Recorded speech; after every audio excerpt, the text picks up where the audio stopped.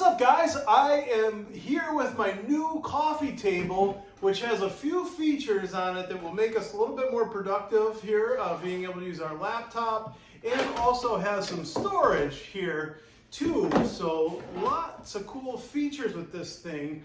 I'm going to show you how I built it, walk you through it step by step, and then give you my review. First things first, let's unbox the coffee table.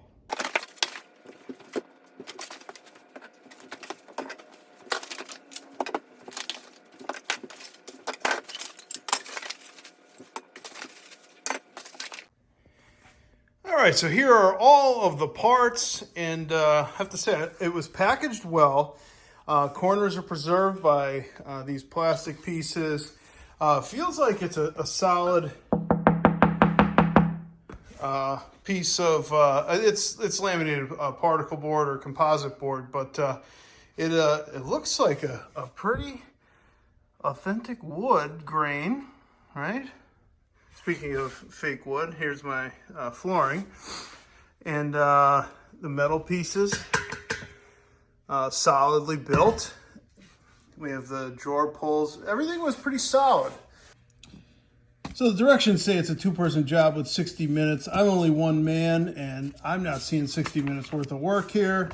But anyway, I'll let you know how long it took at the end of the video. Here's step one. We're going to install the guide rails, the drawer pulls, I should say, and then some of these A's here. So we've laid it out. With the drawer pulls, you need to sort of adjust the drawer pull until you expose the hole there for the screw to go through. And we'll screw them in. And when you're done with step one, it'll look like this. You can see the screws. And then just pay attention to which holes these go into. All right, step two, we're going to take the two pieces that we just prepped, and then we're going to pull these ones out, and then we are going to prep with these inserts, with the arrow pointing outward, and also going to insert dowels as we go down. Once you prep those, it will look like this, and you'll press the sides together. And you take a Phillips head or even flathead screwdriver to lock each of these in. Next, we're going to flip over the piece that we just built, and we're going to insert 10 dowels in the slots that you see here. And then we're going to secure the bottom to it. You're going to want to make sure you line up these holes with these dowels. That's how you know you're doing the right way. Plus the dowels have a corresponding hole on the other side of this. Okay, then you'll want to insert the screws labeled letter D. There's a dozen of them, and the various holes here, and tighten them up.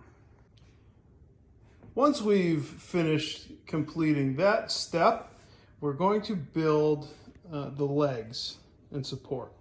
We'll join these up with the bolts labeled K, as well as the included Allen key. And once we build that piece, we're going to slide it over and then attach with these bolts labeled G. And there we have it. The bottom is assembled. Next, we're going to use the screws labeled N to connect these two trim pieces to the drawer pull top. And you want to make sure the holes are facing outward. Okay, and that's what that looks like. If you're using an electric screwdriver like me, this is not the step to use them. You want to tighten these by hand so you don't over tighten. Okay, next we have to remove this piece so that we can attach it to the inside of this piece. And we do that by finding this little, there's a little black lever right here that we push up and remove. Then we'll use these screws to attach the drawer pull.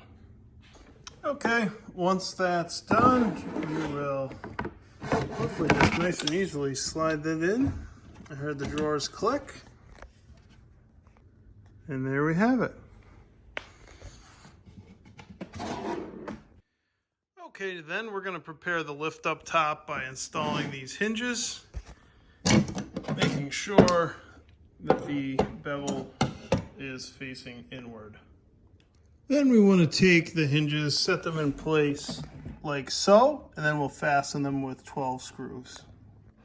So this is definitely the step where it would be helpful to have a second person, because you have to line up the shelf like so and get 12 screws in. Once you get the first 4 screws in, you don't really need any help. I just balanced this on a couch cushion to make it work. Okay, and now you're supposed to use 2 hands on this, but since one of them is being used with the camera, that's how it works.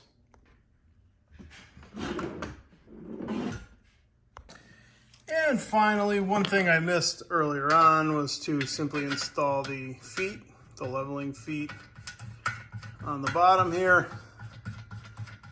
Can be done now or earlier in the process. All right, so here is what the table looks like after it's all assembled.